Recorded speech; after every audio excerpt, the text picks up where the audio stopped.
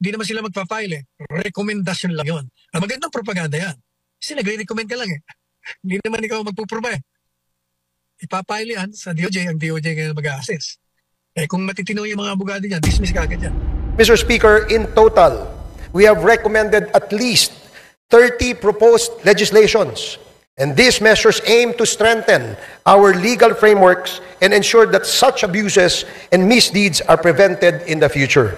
The Quadcom likewise recommends the filing of appropriate charges against the following. Number 1, personalities linked to the illegal trade, particularly those implicated in the seizure of 360 kilograms in Mexico, Pampanga, Kai Kimeng alias also known as Willie Ong, Yang Jiazheng also known as Edi Taiyang, Mayor Teddy Tumang, and all the incorporators of Empire 999. Number 2, perpetrators of crimes against humanity under Section 6 of Republic Act 9851 or the Philippine Act on Crimes Against International Humanitarian Law, Genocide, and Other Crimes Against Humanity. Former President Rodrigo Roa Duterte, Senator Roland Bato de la Rosa, Senator Christopher Lawrence Bongo, former PNP Chief Oscar David Albayalde, former PNP Chief Debold Sinas, Police Colonel Royina Garma, Police Colonel Edilberto Leonardo, and Hermina Muking Espino. Number 3, the co-conspirators of Chu Kintung, Li Lanyang, and Wong Mengpin, the 3 Chinese nationals inside the Davao Penal Prison and Penal Farm on August 13 of 2016. Former President Rodrigo Roa Duterte, Police Colonel Royina Garma, Police Colonel Edilberto Leonardo, SPO4 Arthur Narsolis, and Superintendent Gerardo Padilla.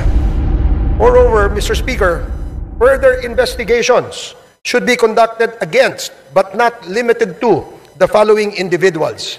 Number 1, personalities implicated in the illegal trade in relation to the revelations provided by resource persons Jimmy Guban and Mark Taguba, Representative Paulo Duterte, Councilor Nilo Abilera Jr., Mr. Paul Gutierrez, Mr. Benny Antipoda, Mr. Jojo Bacud, a certain Tita Nani, and Mr. Allen Capuyan.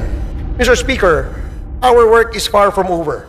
The Quad Committee's progress thus far is a testament to what we can achieve when we confront corruption and criminality with courage and resolve. However, it also underscores the magnitude of the challenges we face. This is a defining moment for this Congress, Mr. Speaker. It is an opportunity to uphold the rule of law, protect our nation's sovereignty, and deliver justice to those who have been wronged.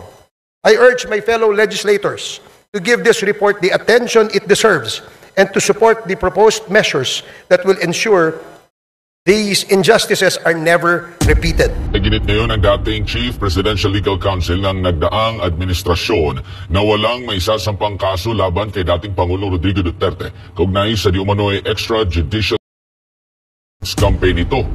Naniniwala ang dating Chief Presidential Legal Counsel na si Attorney Salvador Panelo na hindi masasampahan ng mga kaso si dating Pangulong Rodrigo Duterte kaugnay sa campaign ng kanyang administrasyon. Sa progress report kasi ng Quad Committee sa Kamara, inirekomenda nila na kasuhan ang dating Pangulo dahil sa umano'y paglabag sa crime against humanity kasama ang ilang pang opisyal ng kanyang administrasyon noon. Ani Panelo, paano nilang mapapatunayan na may nagawa ngang krimen si Duterte? Paano nyo puprubahan na 30,000 nga ang And that is the reason why, ever since, walang demanda na iaangin kay dating Pangulong Duterte. Kasi nga, hindi naman totoo talaga na marami ang in the numbers that they're saying. Dagdag pa ni Panelo, hindi tatayo sa hukuman ang mga salaysay na mga umano'y testigo sa pagdinig ng Quadcom. Kung pag-aaralan mo talaga, puro hearsay. Wala silang personal knowledge. Kagaya nung kay Colonel Garma. Tingnan niyo, puro sabi sa akin, natuklasan ko, sinabi sa akin, pinaalam sa akin, hindi mo po pwede sa hukuman yun.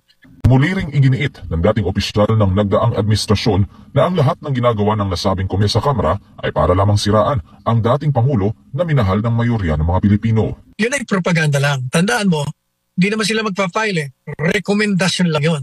Magandang propaganda yan.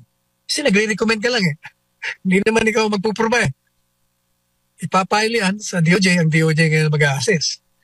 Kung matitino yung mga abogado niyan, dismiss ka agad yan.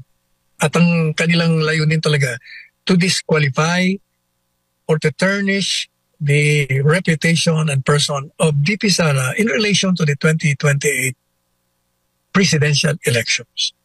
Hirit pa ni Panelo, ginagawa lang ng mga mambabatas ang pagdinig upang makakuha ng libreng publisidad lalo't mga re-electionist ang mga ito at malapit na ang 2025 elections.